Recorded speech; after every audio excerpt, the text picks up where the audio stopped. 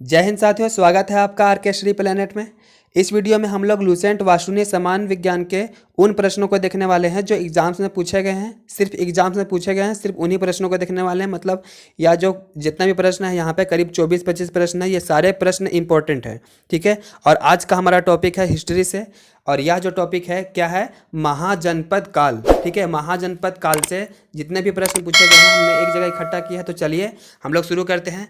इसमें से पहला प्रश्न है, देखिए पहला प्रश्न है कि किस शासक द्वारा, ठीक है, पहला प्रश्न है कि किस शासक ने गंगा एवं सोन नदियों के संगम पर पाटलिपुत्र नगर की स्थापना की थी। इसका उत्तर होगा उदयन ने की थी। दूसरा नंबर प्रश्न है कि 323 ईस्वी में सिकंदर महान की मृत्यु हुई थी। यानी कि 323 ईस्वी में सिकंदर महान की मृत्यु कहाँ पर हुई थी, तो एक जगह है बेबीलोन। ठीक है, तो बेबीलोन में उसकी मृत्यु हुई थी। तो चलिए अगला प्रश्न देखते हैं। और अगला प्रश्न है कि सिकंदर महान एवं पोरस की सेना ने किस नदी के आमने सामने वाले तटों पर पड़ाव डाला था, तो झेलम नदी के तटों पर पड़ाव डाला था। और अगला प्रश्न है प्रश्न संख्या 4, किस प्रकार का मृत भांड यानी मिट्टी के बर्तन भारत में द्वितीय नगरीकरण के प्रारंभ का प्रतीक माना गया, तो काले पॉलिशकृत बर्तन।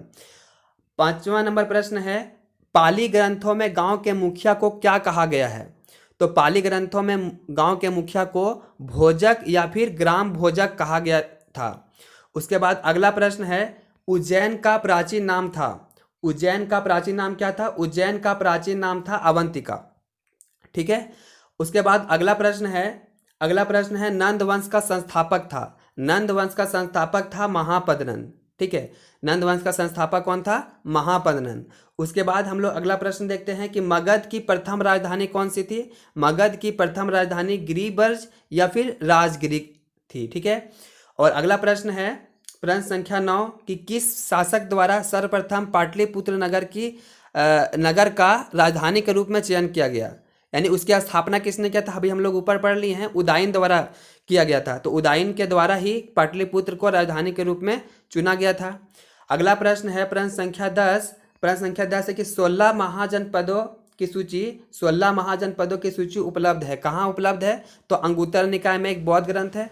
तो यह जो है कहाँ पे है, 16 महाजनपदों की सूची कहाँ मिलता है, अंगुत्तर निकाय में। उस समय जो है 16 राज्य हुआ करते थे, उनको हम लोग महाजनपद कहते थे। ठीक है, अगला प्रश्न है कि मगध का कौन सा राजा सिकंदर महान का समकालीन था, तो मगध का सिकंदर महान जो थे उसके समकालीन उसी के समय पे कौन थे, तो घनानंद भी उसी के समय से थे, मतलब सिकंदर महान के समय से थे। तो इसका आंसर होगा घनानंद।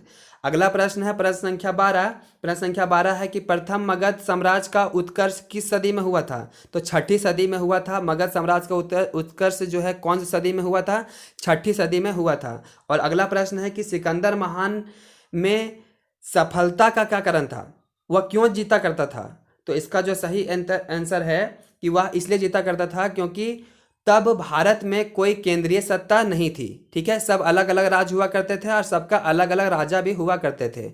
उसके बाद है उसका दूसरा जो है कारण था, वह जीता था इसलिए क्योंकि उसकी सेना श्रेष्ठ प्रकार की थी और उसे देशद्रोही भारतीय शासकों से भी सहयोग मिला करता था।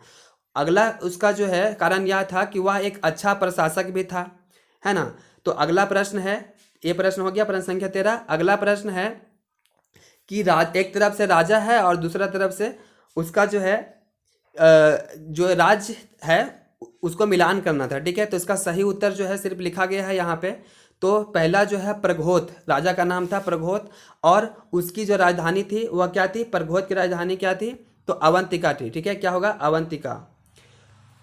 प्रघोत की जो होगा क्या होगा, अवंतिका होगा। उसके बाद जो है उदयन। ठीक है, उदयन का राज्य कौन सा था, वत्स। ठीक है, लेकिन वह स्थापना कौन सा राज्य का किया था, तो अभी हम लोग पढ़ लिए पाटलिपुत्र। ठीक है, उसके बाद है परसेनजीत राजा का राज्य जो था वो कौन सा था, तो परसेनजीत राजा का राज्य जो था वो कौशल था।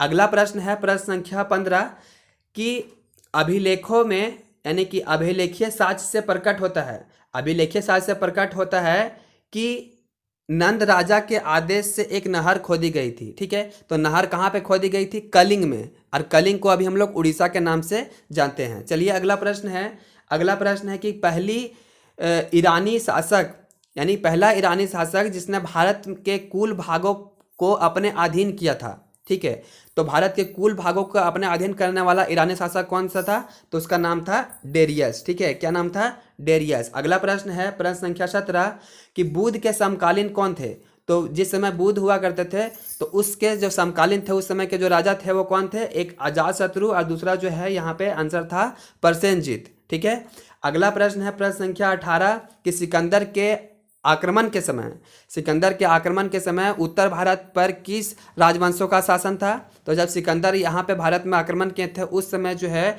उत्तर भारत में यानी जम्मू कश्मीर साइड तरफ जो है किनका शासन था? तो नंद वंश का शासन था। किसका शासन था? तो नंद वंश का शासन था। और अगला प्रश्न है कि कौन सा एक ईसा पूर्व 6ठी शताब्दी के प्रारंभ में भारत का एक सर्वशक्तिशाली राज्य माना गया? ठीक है, तो उस समय जो है 6ठी शताब्दी में सबसे जो था इम्पैक्ट किसका ज़्यादा था?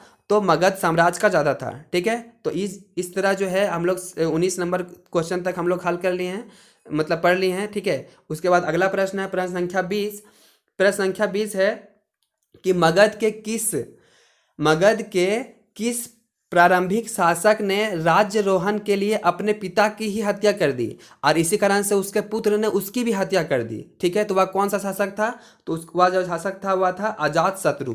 ठीक है, उसके बाद अगला प्रश्न है कि विश्व का पहला गणतंत्र वैशाली में किसके द्वारा स्थापित किया गया? ठीक है, गणतंत्र राज्य की स्थापना वैशाली में किसके द्वारा किया गया था? तो उस राजा का नाम था लिच्छवी। ठीक है, अगला प्रश्न है प्रश्न संख्या 22 जो है एक तरफ है महाजनपद और दूसरी तरफ है राजधानी। ठीक है, यानी एक तरफ जो है राज्य का नाम है और दूसरा तरफ उसकी राजधानी है। तो पहला जो है वो कुरु। ठीक है, कुरु राज्य का राजधानी यानी कुरु महाजनपद की राजधानी थी कहाँ पे? इंद्रप्रस्थ में। पंचाल की राजधानी कहाँ थी? अहिछत्र में। कौशल की राजधानी कहाँ थी? साकेत में। और वत्स की राजधानी कहाँ थी? कौशाम्बी में। ठीक है, वीडियो को पॉज करके आप यहाँ पे याद भी कर सकते हैं।